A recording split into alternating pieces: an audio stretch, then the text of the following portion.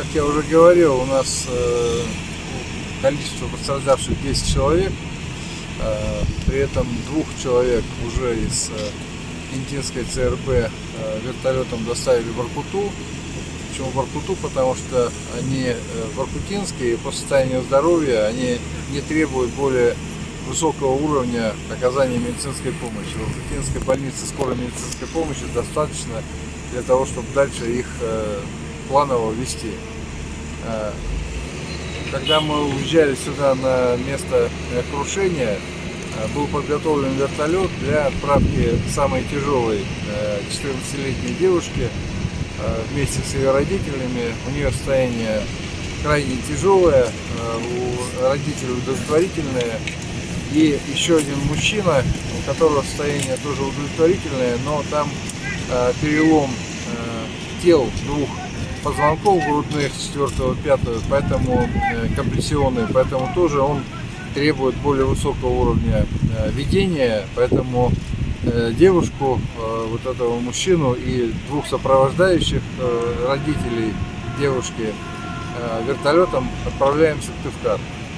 Остальные пострадавшие, они в удовлетворительном состоянии, находятся под наблюдением, просто потому что все-таки это травма, психотравма, и нужно медицинское сопровождение.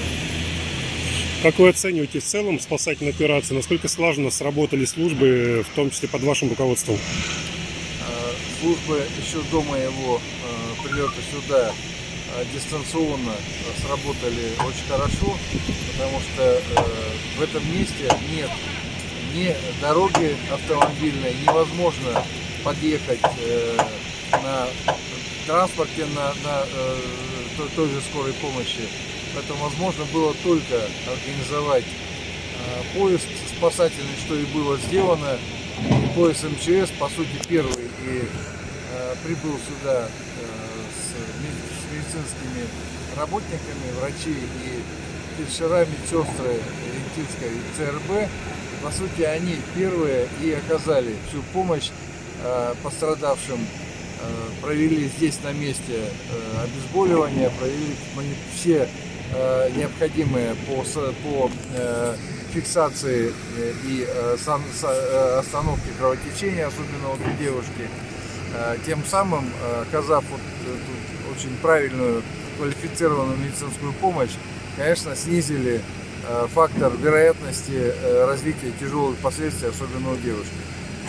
Поэтому помощь была оказана с учетом, повторяю, полного отсутствия дорог, невозможности подойти другим способом, кроме спасательного этого поезда МЧС, была оказана своевременно и в полном объеме.